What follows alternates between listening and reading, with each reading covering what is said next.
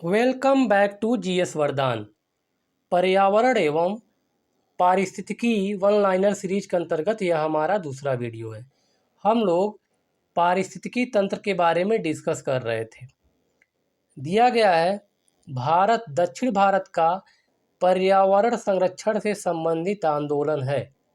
तो दक्षिण भारत में एक पर्यावरण के संरक्षण को लेकर के आंदोलन चलाया गया जिसको एपिको आंदोलन के नाम से जाना जाता है।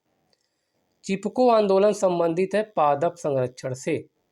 चिपको आंदोलन पादप संरक्षण से संबंधित है। पारिस्थितिकी तंत्र से संबंधित प्रमुख कथन है। तो इसमें कथन दिया गया है, पारिस्थितिकी तंत्र इकोसिस्टम शब्द का प्रयोग सर्वप्रथम एजी टेंसले ने किया था। तो बिल्कुल सही है, ठीक है। दूसरा दिया है, जो जीव अपना भोजन स्वयं उत्पादित करते हैं उन्हें स्वपोषित कहते हैं, ऑटोट्रॉफ्स कहते हैं। बताया था इसके बारे में कि दो प्रकार के जीव होते हैं, एक होते हैं स्वपोषी, दूसरा होते हैं परपोषी। ऑटोट्रॉफ्स और दूसरा हेटरोट्रॉफ्स। तो ऑटोट्रॉफ्स वे होते हैं जो अपना भोजन स्वयं बनाते हैं, ठीक है, उन्हें स्वपोषी पौधे कहते हैं। तो ज़्यादातर पौधे ही क्या करते हैं, अपना भोजन स्वयं बनाते हैं प्रकाश संश्लेषण की प्रक्रिया द्वारा। तो पौधे जो होते हैं स्वपोषी होते हैं, ऑटोट्रॉफ्स होते हैं। पारिस्थितिकी तंत्र शब्द का प्रयोग किया गया है, मतलब कि इस शब्द का प्रथम प्रयोग, पहली बार प्रयोग किसने किया था, एजी टेंसले ने किया था। एजी टेंसले कहीं दिया है, कहीं टेंसले दिया है, ठीक है। सूक्ष्म जीव जो मृत पौधों, जंतुओं और अन्य जैविक पदार्थों को सड़ा गलाकर वियोजित करते हैं कहलाते हैं, डिकम्पोजर्स कहलाते हैं, वियोजक या अपघटनकर्ता कहते हैं, ठीक है। तो पारिस्थितिकी तंत्र के अंतर्गत मुख्य रूप से तीन आते हैं। एक आपका प्रोड्यूसर्स होते हैं, उत्पादक, दूसरा कंज्यूमर्स होते हैं, उपभोक्ता, और तीसरा अपघटनकर्ता या डिकम्पोजर्स होते हैं। तो उन्हीं के बारे में पूछ रहा है कि सूक्ष्म जीव जो मृत पौधों, जंतुओं और जैविक पदार्थों को सड़ा गलाकर वियोजित करते हैं उन्हें कहते हैं वियोजक या डिकम्पोजर्स कहते हैं। परितंत्रों की घटती उत्पादकता के क्रम में जो अनुक्रम सही है, तो मैंग्रोव वनस्पतियाँ जो होती हैं सबसे ज़्यादा यहाँ की उत्पादकता होती है। इसके बाद घास का स्थल की, ग्रासलैंड की, लेक झील की होती है, उसके बाद ओशन की, महासागर की होती है। ये क्रम आपको याद करना जरूरी है, ठीक है। अधिक विविधता वाले परितंत्र की उत्पादकता भी होगी अधिक। तो जहाँ पर विविधता होगी, जहाँ पर डाइवर्सिटी होगा, जहाँ पर विभिन्न प्रकार की प्रजातियाँ पाई जाएगी, प्रजातियों की संख्या ज़्यादा होगी, वहाँ पर उत्पादकता भी अधिक हो जाएगी, प्रोडक्टिविटी वहाँ पे अधिक होती है। खाद्य श्रृंखला उस क्रम का निदर्शन करती है जिसमें जीवों की एक श्रृंखला एक दूसरे के आहार द्वारा होती है, तो पोषित होती है, एक दूसरे के आहार द्वारा पोषित होती है, उसी को हम खाद्य श्रृंखला कहते हैं। पारिस्थितिकी तंत्र में ऊर्जा का अंतरण क्रमबद्ध स्तरों की एक श्रृंखला में होता है जिसे कहते हैं, जिसे फूड चेन या खाद्य श्रृंखला या आहार श्रृंखला कहते हैं। ऊर्जा का स्थानांतरण क्रमबद्ध स्तरों में होता है, एक ट्रॉफिक लेवल से दूसरे ट्रॉफिक लेवल में, यानी एक पोषण स्तर से दूसरे पोषण स्तर में ऊर्जा का ट्रांसफर होता है, तो उसे कहते हैं खाद्य श्रृंखला। जैव मंडलीय पारिस्थितिकी तंत्र में ऊर्जा का प्रवाह होता है, तो एक दिशीय प्रवाह होता है, यूनिडायरेक्शनल फ्लो ऑफ एनर्जी। तो किसी भी पारिस्थितिकी तंत्र में, किसी भी इकोसिस्टम में हमेशा जो है फ्लो ऑफ एनर्जी यूनिडायरेक्शनल ही होगा, एक दिशा में प्रवाह होता है, ठीक है। जैसे कि कोई पौधा है, पौधे को हिरन ने खा लिया, हिरन को शेर ने खा लिया, तो ऊर्जा का प्रवाह जो होगा पौधे से हिरन में, फिर हिरन से शेर में होगा, ठीक है। इसी का मतलब हुआ एक दिशीय प्रवाह। ऊर्जा का न तो सृजन हो सकता है और न ही उसे विनष्ट किया जा सकता है, यह एक स्वरूप से दूसरे स्वरूप में परिवर्तित होती है, ठीक है। तो पढ़ा होगा आप लोगों ने, energy neither created not destroyed but it can be transform from one form to another form, उसे कहते हैं ऊष्मागतिकी का पहला नियम, law of thermodynamics of first law. First law of thermodynamics कहते हैं, ऊष्मागतिकी का पहला नियम। ठीक है, हर पोषण स्तर पर उपलब्ध ऊर्जा की मात्रा घटती जाती है। जितने भी ट्रॉफिक लेवल से हम इकोसिस्टम में होकर गुजरते हैं, ऊर्जा की मात्रा हमेशा घटती जाती है। इसके पहले वाले वीडियो में डिस्कस किया था मैंने। यह एक प्रकार का सिक्वेंशियल ऑर्डर है, क्रमबद्ध है। अगर आप पहला नहीं देखेंगे दूसरा आसानी समझ में नहीं आएगा। विभिन्न पारिस्थितिक तंत्रों में उत्पादकों की सकल उत्पादकता का ही शाकाहारियों द्वारा स्वांगीकृत हो पाता है। तो कितना, लगभग 10%। बताया था कि 10% लॉ ऑफ लिंडमैन ने 10% लॉ दिया था, उसी के बारे में पूछा जा रहा है। सर्वप्रथम गहन पारिस्थितिकी डीप इकोलॉजी शब्द का प्रयोग अर्निस्ट नेस ने किया था। अर्निस्ट नेस ने डीप इकोलॉजी शब्द का प्रयोग किया था। इस तरह के क्वेश्चन एग्जाम में पूछे जाते हैं। पारिस्थितिकी नीचे, ठीक है, इकोलॉजिकल नीचे की संकल्पना किसने दी थी? तो ग्रीनिल ने दिया था, ग्रीनिल ने। पारिस्थितिकी पदछाप की माप की इकाई है। पारिस्थितिकी पदछाप भूमंडलीय हेक्टेयर होता है।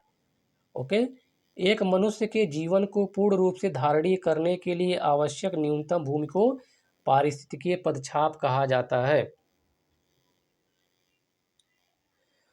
अविवेकशील जीवन शैली जिसमें पारिस्थितिक तंत्र के घटकों यथा जल, ऊर्जा इत्यादि की आवश्यकता से अधिक दोहन किया जाता है, तो बढ़ा देती है पदछाप के आकार को, क्या करेगी, बढ़ा देती है। ओके, इसके बाद भारतीय वन्य जीव संरक्षण अधिनियम लागू किया गया था। भारतीय वन्य जीव संरक्षण अधिनियम, देखिए बहुत इंपॉर्टेंट है। भारतीय वन्य जीव संरक्षण अधिनियम 1972 है, 1972 में पारित किया गया था। पर्यावरण संरक्षण अधिनियम, ठीक है, पर्यावरण के सुधार के लिए 1986 में। तो यह दोनों बहुत इंपॉर्टेंट है, याद करना जरूरी है। वर्ष 1972 में वन्य जीव संरक्षण अधिनियम और पर्यावरण संरक्षण अधिनियम 1986 में।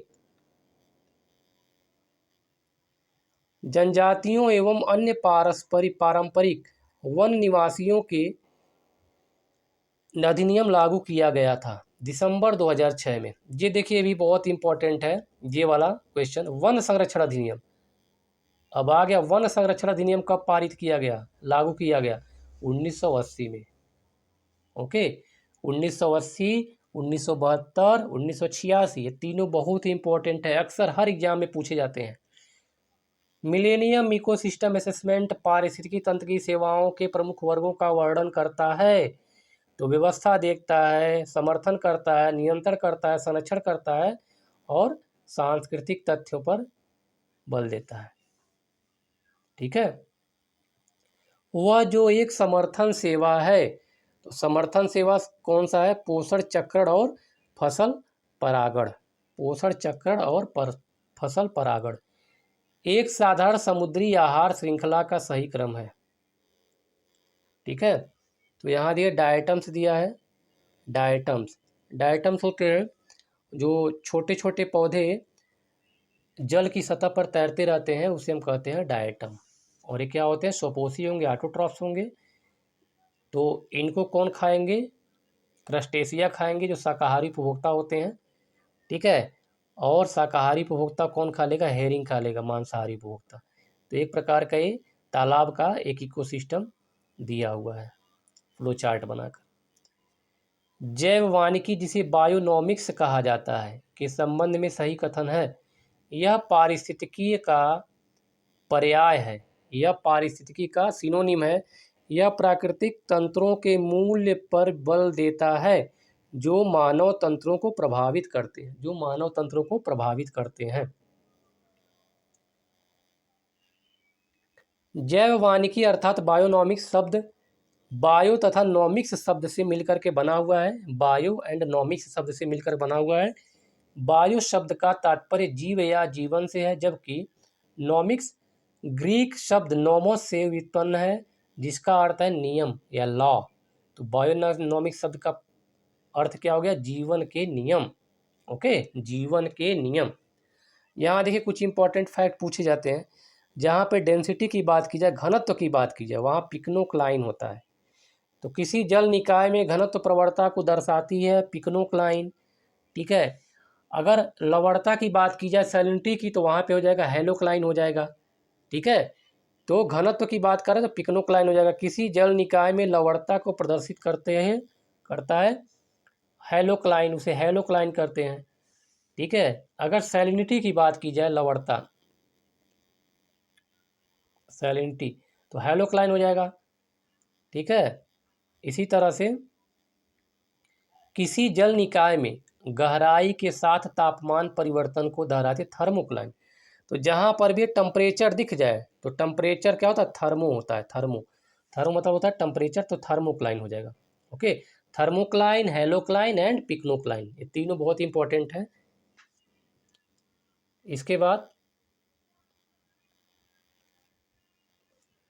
परितंत्र उत्पादकता के संदर्भ में समुद्री उत्प्रवाह, ओशनिक अपवेलिंग क्षेत्र इसलिए महत्वपूर्ण है क्योंकि ये समुद्री उत्पादकता को बढ़ाते हैं। पोषकों को सतह पर लाकर, पोषकों को क्या करेंगे, सतह पर ला देंगे, जिससे क्या होगा, समुद्र की उत्पादकता बढ़ जाती है।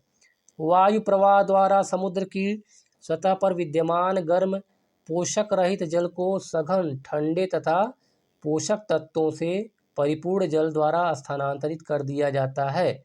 तो समुद्री उत्प्रवाह द्वारा, समुद्री उत्प्रवाह द्वारा, ओके। पारिस्थितिकी संवेदी, पारिस्थितिकी संवेदी क्षेत्र, इको सेंसिटिव जोन जिसे कहते हैं, इको सेंसिटिव जोन कहते हैं, ठीक है, जिसे कहते हैं इको सेंसिटिव जोन, जिन्हें घोषित किया गया है पर्यावरण संरक्षण अधिनियम 1986 के तहत। ओके, पारिस्थितिक संवेदी क्षेत्रों में कृषि को छोड़कर सभी मानव क्रियाओं का निषेध नहीं है। कृषि को छोड़कर सभी मानव क्रियाओं का निषेध नहीं, मतलब इको सेंसिटिव जोन में कृषि नहीं कर सकते हैं, ठीक है, बल्कि कुछ पर प्रतिबंध लगाया गया है और कुछ को किया गया है विनियमित, विनियमित कर दिया गया है, ठीक है, सब पर प्रतिबंध नहीं लगाया गया है। घास स्थलों में वृक्ष पारिस्थितिक अनुक्रमण के अंश के रूप में जिस कारण घासों को प्रतिस्थापित नहीं करते हैं वह है जल की सीमाओं एवं आग के कारण। ये जो अनुक्रमण है इकोलॉजिकल सक्सेशन कहते हैं, पारिस्थितिक अनुक्रमण इकोलॉजिकल सक्सेशन कहा जाता है, ठीक है। तो जल की सीमाएं एवं आग के कारण भौतिक वातावरण में किसी समुदाय का समय के साथ रूपांतरण ही कहलाता है, ठीक है। भौतिक वातावरण किसी भी फिजिकल इन्वायरमेंट में किसी कम्युनिटी का समय के साथ जो होता है रूपांतरण कहलाता है इकोलॉजिकल सक्सेशन, पारिस्थितिक अनुक्रमण कहलाता है। जैविक अनुक्रमण की प्रावस्थाओं का सही क्रम है, ठीक है। तो इसमें देखिए एग्जाम में पूछा गया क्वेश्चन, नगनीकरण हो जाएगा, प्रवास, आस्थापन, प्रतिक्रिया, स्थिरीकरण। नगनीकरण, प्रवास, आस्थापन, प्रतिक्रिया और स्थिरीकरण। ओके, वर्ष 1916 में पौधों की विभिन्न प्रजातियों का अध्ययन किया तथा सक्सेशन अनुक्रमण की सर्वमान्य व्याख्या परिभाषा दी थी। तो क्लीमेंट ने, एफ क्लीमेंट साइंटिस्ट का नाम है, तो इन्होंने ऐसा किया था। ओके, एफ क्लीमेंट नाम है इनका। वह प्राकृतिक विधि जिसके अंतर्गत एक ही निहित तथा निश्चित स्थान पर एक विशेष समूह दूसरे समूह द्वारा प्रस्थापित होता है उसे कहते हैं सक्सेशन, उसी को हम क्या कहते हैं, अनुक्रमण कहते हैं। ओके, अब देख लेते हैं बायोडाइवर्सिटी के बारे में, जैव विविधता। जैव विविधता, सबसे पहले जैव विविधता को समझना जरूरी है। जैव विविधता होती है अगर किसी एक पर्टिकुलर एरिया में, किसी एक रीजन में अगर प्रजातियों की बहुत अधिक संख्या पाई जाती है, बहुत अधिक संख्या में अगर प्रजातियां पाई जाती हैं पौधे या जंतुओं की, तो कहेंगे वहाँ की जैव विविधता अधिक है, वहाँ की बायोडाइवर्सिटी अधिक है, ठीक है। तो इसमें देखिए पहला दिया है, राष्ट्रीय उद्यानों में आनुवंशिक विविधता का रख रखाव किया जाता है। राष्ट्रीय उद्यान नेशनल पार्क की बात कर रहा है, दिस इज नेशनल पार्क। तो इन सीटू कंजर्वेशन देख लेते हैं क्या होता है इन सीटू। तो कंजर्वेशन दो प्रकार का होता है, ठीक है, एक इन सीटू होता है, दूसरा होता है एक्स सीटू। एक्स सीटू तो देखिए क्वेश्चन को समझिए जरा, पूछा गया है इन सीटू। इन सीटू मतलब हो गया विद इन हैबिटेट, मतलब अगर किसी जीव को उसके आवास में ही उसको संरक्षित कर दिया जाए तो इसे कहते हैं इन सीटू। इन सीटू मतलब क्या हुआ, स्वस्थाने। स्वस्थाने मतलब अगर किसी जीव का जहाँ पर ओरिजिन है, जहाँ पर वो पाया जा रहा है वहीं पर उसको संरक्षित कर दिया जाए तो उसे इन सीटू कंजर्वेशन कहते हैं, ठीक है। जैसे national park in situ conservation का एग्जाम्पल है, ठीक है, जहाँ पर जो जीव जंतु पाए जाते हैं उनको वहीं पर संरक्षित करके उसको प्रोटेक्ट कर दिया जाता है। एक्स सीटू का मतलब हो गया कि ऐसे जीव जो जिनको उनके मूल स्थान से हटा करके दूसरे जगह पे संरक्षित किया जाता है तो उसे कहते हैं एक्स सीटू कंजर्वेशन या बाह्य स्थानीय संरक्षण।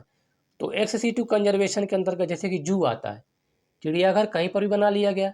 जैसे हाल ही में शफाकउल्ला खां चिड़ियाघर गोरखपुर में बनाया गया, तो गोरखपुर में क्या है, चिड़ियाघर एक बना दिया गया और वहाँ पर विभिन्न प्रकार के जीव जंतु को बाहर से ला करके रखा जाएगा, ठीक है, तो उसे हम कहेंगे एक्स सीटू कंजर्वेशन। समझ में आ गया होगा आप लोगों को, ठीक है। बस छोटा सा कॉन्सेप्ट है। ट्रैफिक मिशन यह सुनिश्चित करता है कि वन्य पादपों और जंतुओं के व्यापार से खतरा न हो। तो क्या होता है, प्रकृति के संरक्षण को ट्रैफिक मिशन।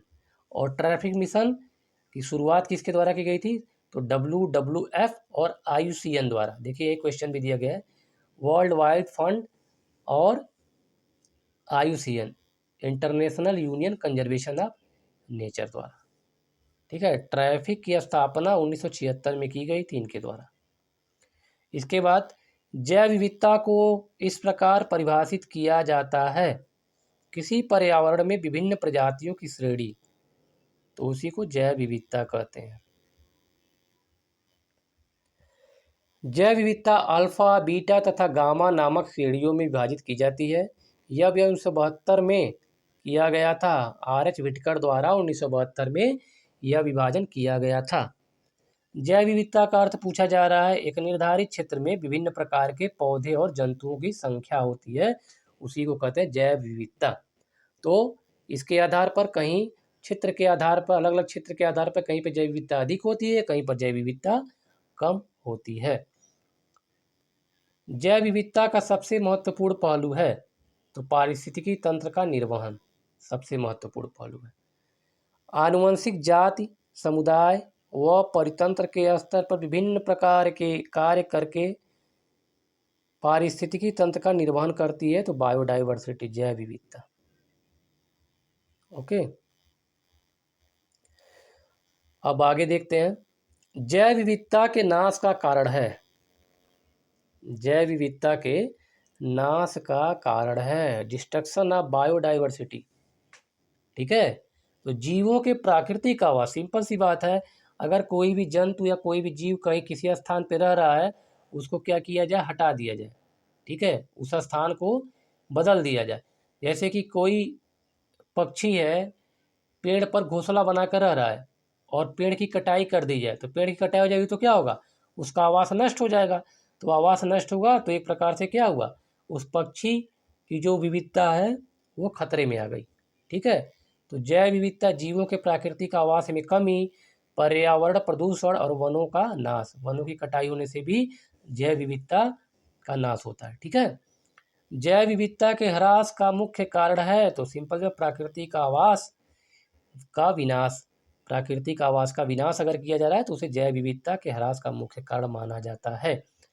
प्राकृतिक संसाधनों के दोहन तथा औद्योगिक उत्पादन एवं नगरीकरण को बढ़ावा देने के उद्देश्य से प्राकृतिक वास का विनाश किया जा रहा है, जो सर्वाधिक महत्वपूर्ण कारक है जैव विविधता के ह्रास के लिए, बहुत महत्वपूर्ण कारक है।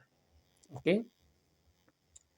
जैव विविधता के ह्रास के लिए सर्वाधिक महत्वपूर्ण कारण यही है, नेचुरल हैबिटेट जो होता है, प्राकृतिक वास का विनाश। जैव विविधता के कम होने का मुख्य कारण है आवासीय विनाश। देखिए बार बार वही क्वेश्चन पूछा गया, बार बार ऐसे ही क्वेश्चन पूछे जाते हैं, रिपीटेड क्वेश्चन होते हैं। अगर आपने सारे रिपीटेड क्वेश्चन तैयार कर लिए तो आपका अगर 10 क्वेश्चन आ रहा है तो 10 में से 8 क्वेश्चन आपके बिल्कुल सही हो जाएंगे। बार बार रिपीटेड क्वेश्चन ही इन्वायरमेंट से पूछे जाते हैं। संयुक्त राष्ट्र संघ द्वारा जैव विविधता दिवस मनाया जाता है 22 मई को। ठीक है, 22 मई को जैव विविधता दिवस मनाया जाता है। भौगोलिक क्षेत्र में जैव विविधता के लिए संकट हो सकते हैं। वैश्विक तापमान, ग्लोबल वार्मिंग हो सकता है। ठीक है, अगर अर्थ का टेम्परेचर बढ़ेगा तो पूरे अर्थ का टेम्परेचर जब बढ़ जाएगा तो क्या होगा, बहुत सारे जीव क्या होंगे, नष्ट हो जाएंगे।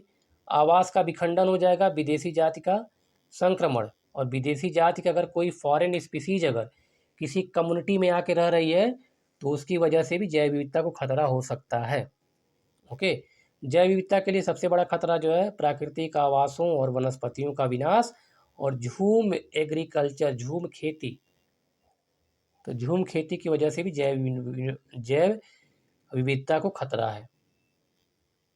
देश के पूर्वी और उत्तरी पूर्वी हिस्सों में यह खेती प्रचलित है। अवैज्ञानिक तरीका एक प्रकार का है तो उसे झूम खेती कहते हैं।